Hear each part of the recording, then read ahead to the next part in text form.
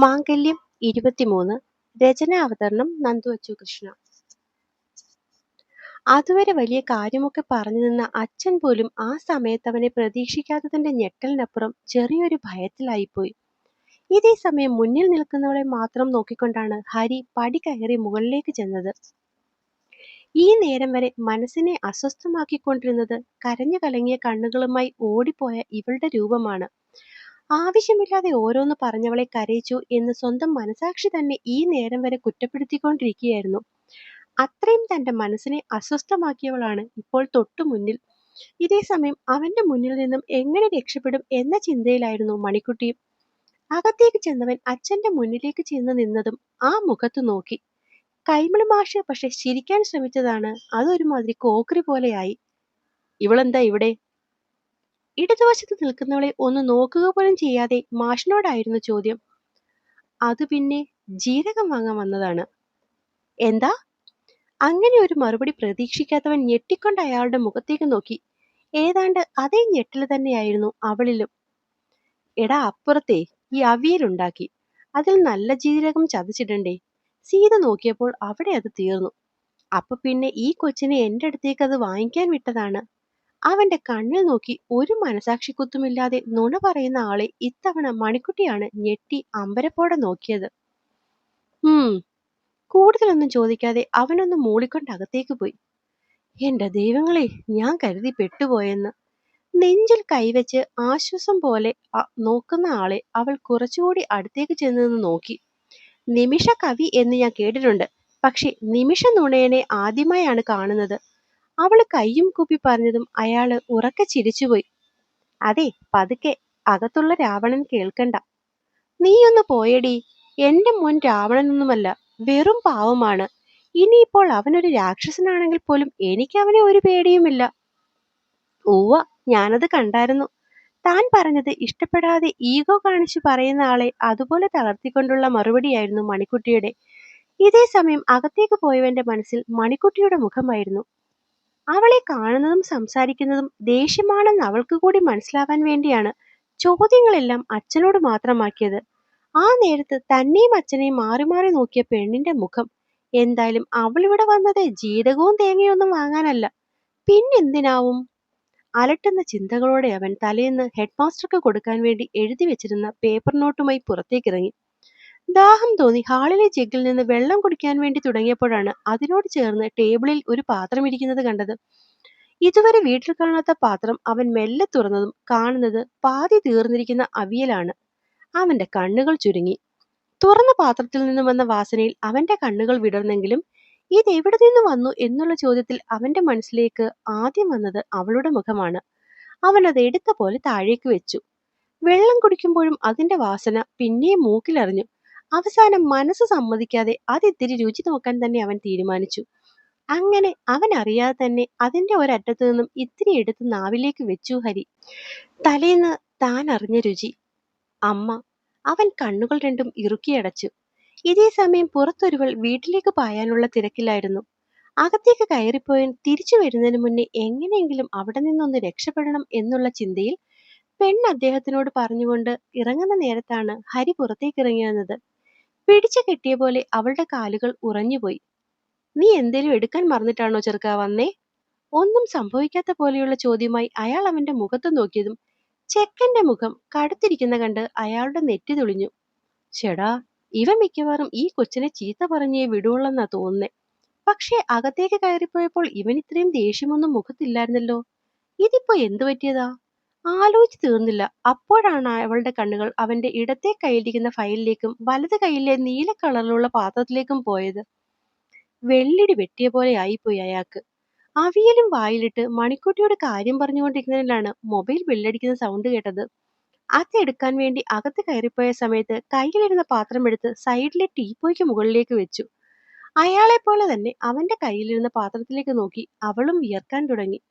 ഇതിനു മുന്നേയും തന്നെ ഇവിടെ കടുപ്പിക്കരുതെന്ന് മാഷിനോട് തന്റെ മുന്നിൽ വെച്ച് തന്നെ ആള് വാൺ ചെയ്തതാണ്. മനസാ വാചാ കർമ്മണ ചെയ്യാത്ത ഒരു കാര്യത്തിന് രാവിലെ വായിൽ നിന്നും ആവശ്യത്തിന് കേട്ടിട്ടുണ്ട്. ഇനിയിപ്പോ കയ്യിലിരിക്കുന്ന സാധനം ഞാനാണ് ഇവിടെ കൊണ്ടുവച്ചതെന്നും കൂടി ഉറപ്പായിട്ടുണ്ടെങ്കിൽ മണിക്കുട്ടി, നീ തീർന്നു. പേടിയും കൊണ്ട് കൈയും കാലും വിറയ്ക്കുകയാണോ അതോ കരയുകയാണോ എന്നൊന്നും അറിയാത്തൊരവസ്ഥയിലായിപ്പോയി അവള്. ഇത് സീതാന്റിയുടെ വീട്ടിൽ നിന്നും കൊണ്ടുവന്നതാണോ? അടുത്ത് നിൽക്കുന്നവളെ നോക്കാതെയാണ് ചോദ്യം. ഉം അദ്ദേഹം കള്ളം പറയാൻ നിന്നില്ല. ഈ അവിയലിൽ ആവേശത്തിന് ജീരകം ചേർത്തിട്ടുണ്ട്. കൂടുതൽ ചേർത്ത് നശിപ്പിക്കേണ്ട കാര്യമില്ലെന്ന് പറഞ്ഞേരെ. അച്ഛന്റെ കയ്യിലേക്ക് പാത്രം കൊടുത്തുകൊണ്ട് അവളെ ഒന്ന് നോക്ക പോലും ചെയ്യാതെ അവൻ പടിയിറങ്ങി കാറിനടുത്തേക്ക് നടന്നു.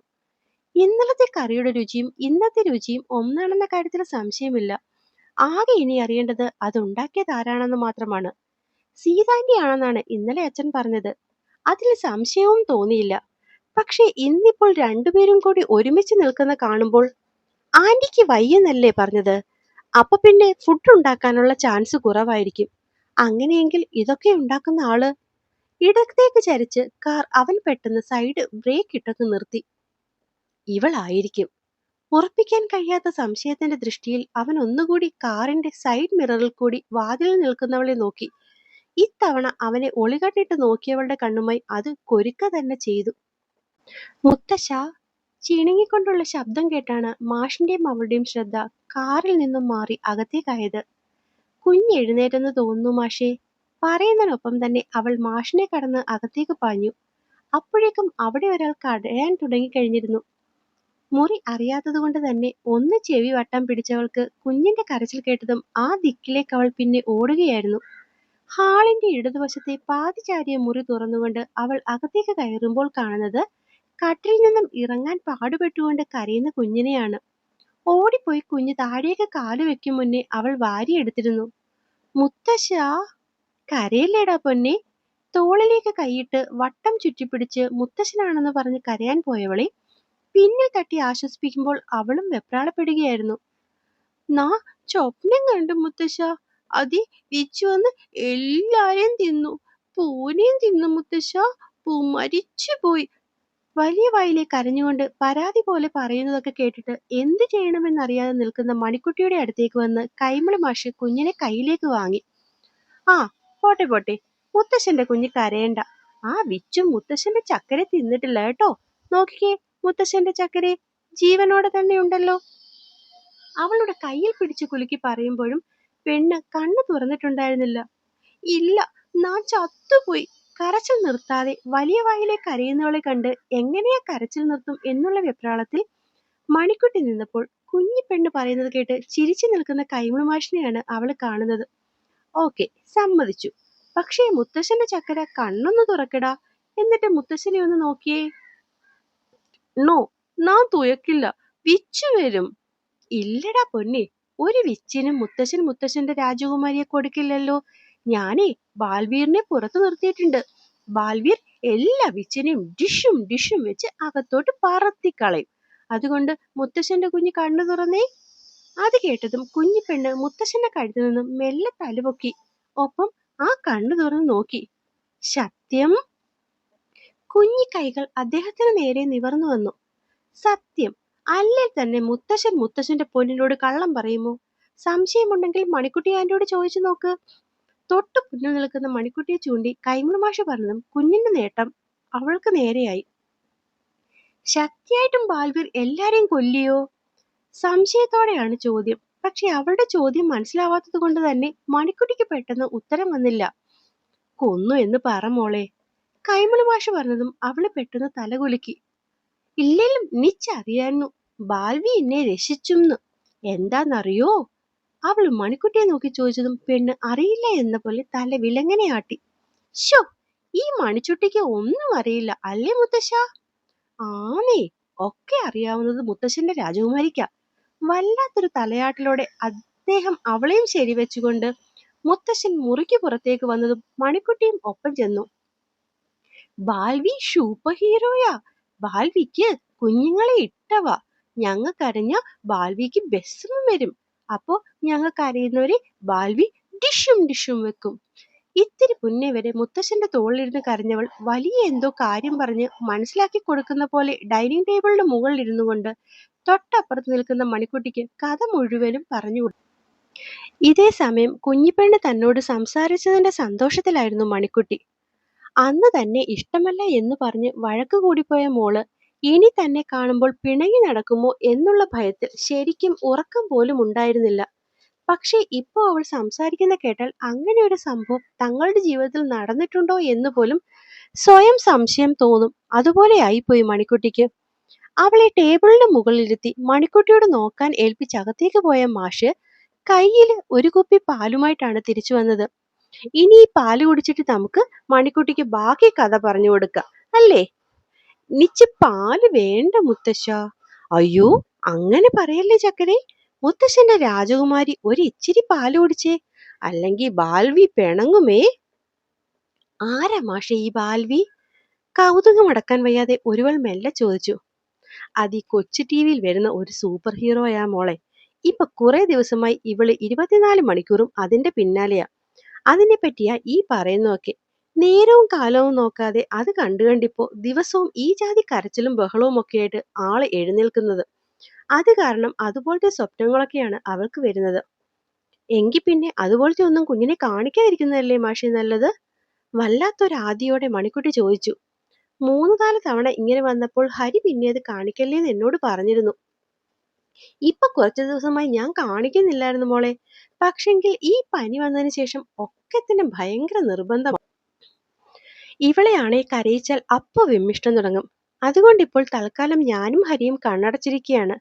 മെല്ലെ അത്രയും പറഞ്ഞുകൊണ്ട് അദ്ദേഹം കുഞ്ഞിന്റെ കയ്യിലേക്ക് പാൽക്കുപ്പി കൊടുത്തു. എന്തായാലും അവസാനം ബാൽവീറിനെ ചേർത്ത് പറഞ്ഞത് ഏറ്റു. കുഞ്ഞിപ്പെണ്ണ് മുത്തശ്ശന്റെ കയ്യിൽ നിന്നും പാല് വാങ്ങി കുടിക്കാൻ തുടങ്ങി. മോൾ എന്താ ഇങ്ങനെ അന്തം വിട്ടു നിൽക്കുന്നത്? കുഞ്ഞിപ്പെണ്ണൊന്നും പറഞ്ഞിട്ട് മനസ്സിലാവാത്തതാണോ? അവളെ നോക്കിയിരിക്കുന്ന മണിക്കുട്ടിയുടെ തോളിൽ തട്ടിക്കൊണ്ട് മാഷി ചോദിച്ചതും പെണ്ണ് തല ഉലുക്കി. പൊന്നു പറഞ്ഞതൊന്നും എനിക്ക് മനസ്സിലായില്ല മാഷേ. അത് പോട്ടെ, പ്രശ്നമില്ല. പക്ഷെ ഞാൻ ശരിക്കും പേടിച്ചിരിക്കുകയായിരുന്നു, ഇനി കുഞ്ഞെന്നോട് മിണ്ടില്ലയോ എന്ന് കരുതിയിട്ട്. അയ്യേ, നിന്നെ കൊണ്ട് തോറ്റല്ലോ കൊച്ചേ. എന്റെ പൊന്നു കുഞ്ഞെ, കുഞ്ഞിപ്പിള്ളേർ എന്തെങ്കിലുമൊക്കെ വാശി പിടിക്കുമ്പോൾ ആ നേരത്ത് വഴക്കുണ്ടാക്കുന്നു എന്ന് കരുതി അവര് വലിയവരെ പോലത് മനസ്സിൽ വെച്ച് പിന്നീട് ദേഷ്യം കാണിക്കത്തൊന്നും ഇല്ല. അതൊന്നും അവർക്കറിയില്ല. അന്ന് നിന്നോട് തല്ലും വഴക്കുമൊക്കെ ഉണ്ടായി ഇവിടെ വന്ന് കുറെ അടിയും ബഹളമൊക്കെ കഴിഞ്ഞെങ്കിലും എല്ലാവരും അത് അപ്പോഴേ മറന്നു. അതല്ലേ പറയുന്നത് പിഞ്ചു മനസ്സിൽ കള്ളമില്ലെന്ന്. അവർക്ക് തന്നോട് സ്നേഹം കാണിക്കുന്നവരോട് സ്നേഹവും ദേഷ്യം കാണിക്കുന്നവരോട് വഴക്കുമാണ്. So simple. അത്രയും ഇന്നസെന്റും സിമ്പിളും കുഞ്ഞുങ്ങളെല്ലാം. അപ്പോൾ എന്നെ വായിക്കുകയും കേൾക്കുകയും ചെയ്യുന്ന എൻ്റെ കൂട്ടുകാരെല്ലാം കഥ ഇഷ്ടമാവുന്നുണ്ടെങ്കിൽ സബ്സ്ക്രൈബ് ചെയ്ത് ലൈക്ക് ചെയ്യാൻ മറക്കല്ലേ. ഒപ്പം ഫോളോ ചെയ്തും കൂടി സപ്പോർട്ട് ചെയ്യണേ. നന്ദി.